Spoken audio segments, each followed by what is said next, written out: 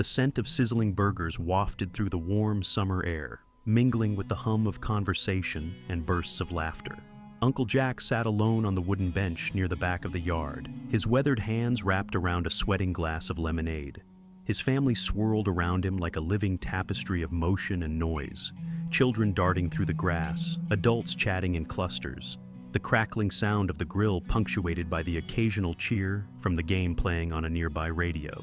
But Jack remained still, his gaze distant, watching but not engaging. The bench, shaded by an old oak tree, seemed to suit him. It was a place of quiet amid the chaos, much like Jack himself.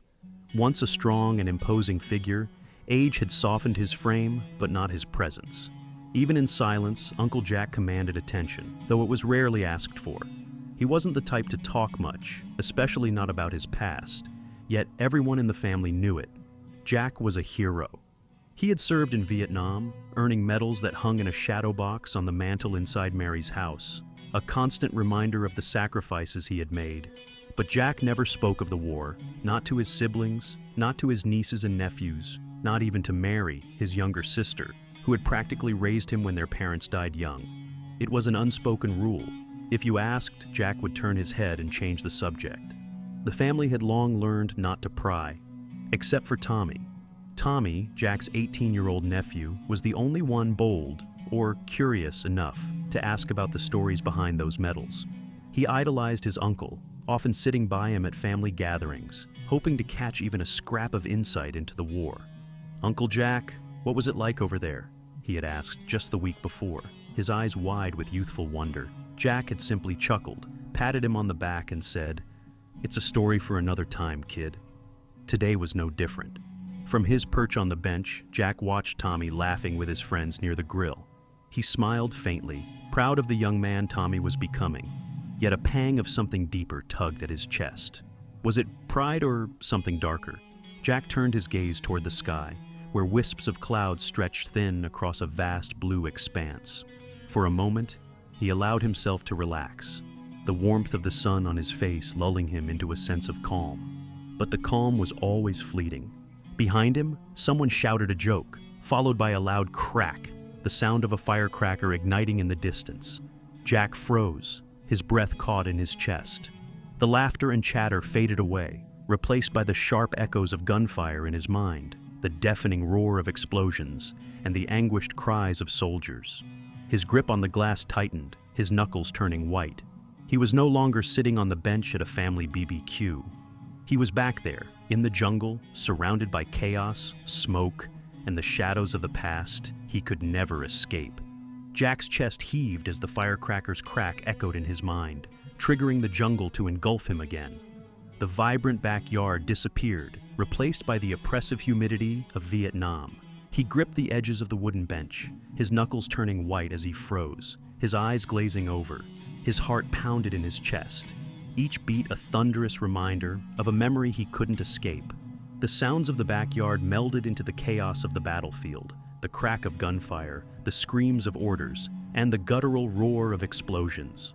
Jack's breath came in shallow, rapid bursts as his mind spiraled back to the day, the ambush that had changed everything. "Move! Take cover!" Jack bellowed in the memory, his voice hoarse. He could see his men scrambling for shelter, some diving into the mud, others frozen in fear. The jungle was alive with movement, hostile shadows darting between trees, the flash of enemy rifles.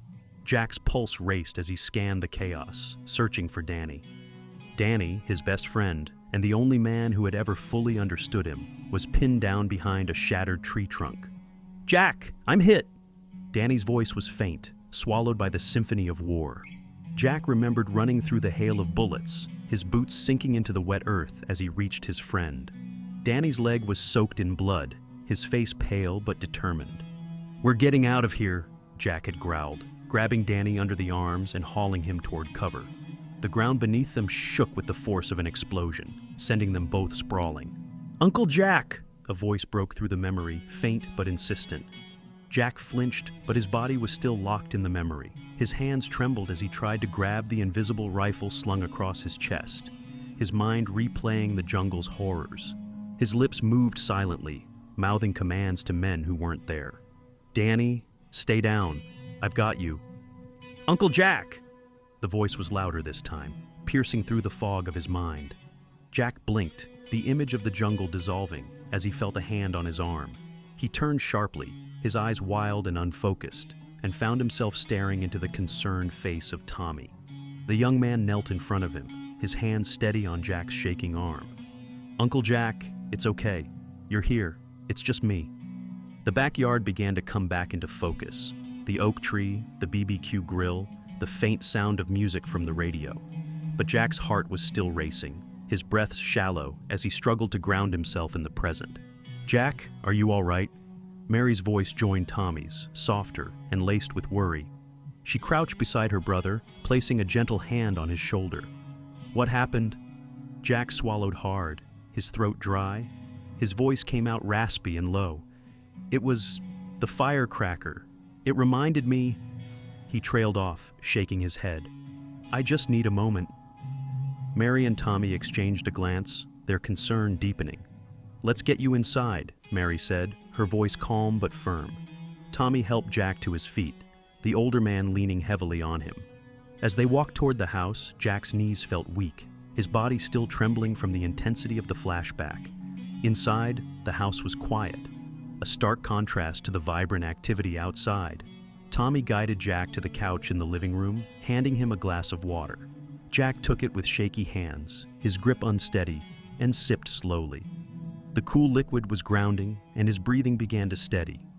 Tommy sat down across from him, watching silently, his face a mixture of concern and curiosity. He had never seen his uncle like this, vulnerable, shaken. Uncle Jack had always been the family's rock, the quiet but unflinching presence at every gathering. Seeing him like this was both startling and humbling. Uncle Jack, Tommy began hesitantly, was it about the war? Jack stared into the glass of water, his reflection rippling with each small movement of his hand. For a long moment, he didn't answer, but when he finally spoke, his voice was low and filled with a weight that seemed to press down on the room. Yeah, he said simply. It was. Tommy leaned forward, his elbows resting on his knees. Do you want to talk about it? He asked cautiously. Jack glanced at his nephew, his expression unreadable. Decades of silence stretched between them, years of keeping the memories locked away, hidden from the world. But something about Tommy's tone, genuine, earnest, made Jack hesitate. Maybe it was time. I've been carrying this for years, Jack began, his voice rough. The war doesn't leave you when you come home. It stays with you, in your mind, in your dreams. Sometimes it feels like it's waiting, just out of sight, ready to pull you back. Tommy nodded, his young face somber. He didn't interrupt, letting Jack speak at his own pace. There was a day, Jack continued, his eyes distant, when everything went wrong. My unit was ambushed in the jungle. We were outnumbered, surrounded. I tried to save everyone, but... He stopped, his throat tightening. But I couldn't. Jack's hands clenched into fists as he spoke. There was a man in my unit, Danny, my best friend. We'd been through hell together. He was like a brother to me. And that day, he got hit. I tried to get him out, tried to save him, but... His voice cracked and he shook his head.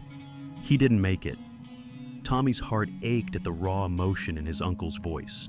He had always seen Jack as a larger-than-life figure, unshakable and strong.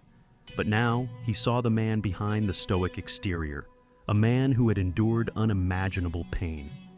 It wasn't your fault, Tommy said softly. Jack looked at him, his eyes glassy. It feels like it was. I was in charge. His life was my responsibility. Tommy reached out and placed a hand on Jack's arm. You did everything you could, Uncle Jack, and you came home. That has to mean something. Jack's lips quirked into a faint smile, the first sign of warmth he'd shown since the episode began. Maybe it does, kid, he said quietly. The rest of the family trickled back into the house as the sun dipped lower in the sky. Mary sat beside Jack, her presence calm and reassuring. Slowly, Jack began to share more about his experiences, fragments of the battles, the friendships, and the weight of the decisions he had to make. The family listened intently, their usual chatter replaced by a profound respect for the man they thought they knew, but were only now beginning to understand. Jack's words were hesitant at first, but as he spoke, he felt a strange relief, as though a burden he had carried alone for decades was finally being lifted. For the first time, he allowed himself to be vulnerable, to let his family see the scars he had hidden for so long. As the evening wore on, the family remained gathered around Jack in the living room. The backyard BBQ was forgotten, the vibrant celebration replaced by quiet reflection. Jack's voice, though weary, carried a strength born from years of holding it all inside. The family listened intently, their expressions a mixture of shock, sorrow, and deep respect as Jack unfolded more of his past. Jack recounted another story from the war, his voice growing steadier. "There was a night," he began, "when our unit got separated during a mission. We were deep in enemy territory, and I was in charge of 5 men. We didn't know where the rest of the platoon was, and we couldn't risk using the radio. It would have given away our position. So, we had to move in silence, through the jungle, with no idea what lay ahead." His hands trembled slightly as he spoke, but Tommy, sitting close by, gave him an encouraging nod. Jack took a deep breath and continued. "I can still hear it, the sound of the jungle at night. It's not quiet, like you'd think. There are insects, birds, the rustle of leaves. And sometimes, you swear you can hear footsteps that aren't yours. Every shadow felt like an enemy, every sound a threat. We moved like ghosts, barely breathing." He paused, his gaze fixed on the floor. Then it happened. One of the guys, Private Harris, tripped a wire. It was a crude trap, nothing like the mines we feared, but it still made enough noise to alert the enemy. Within minutes, we were under fire. I managed to get my men to safety, but we lost Harris that night. And Jack's voice faltered. "I had to write the letter to his parents." Mary placed a hand on Jack's arm, her eyes brimming with tears. "Jack, I had no idea you went through all of this," she said softly. Jack gave her a faint, humorless smile. "That's the thing about war. It doesn't end when you leave the battlefield. You bring it home with you. It's in your head, in your heart, and sometimes it's in the silence when everyone else is asleep. You try to outrun it, but it catches up eventually." The family sat in silence for a moment, the weight of Jack's words settling over them. Then Tommy spoke, his voice steady but filled with emotion. "Uncle Jack, I've always looked up to you, but now I understand just how strong you are.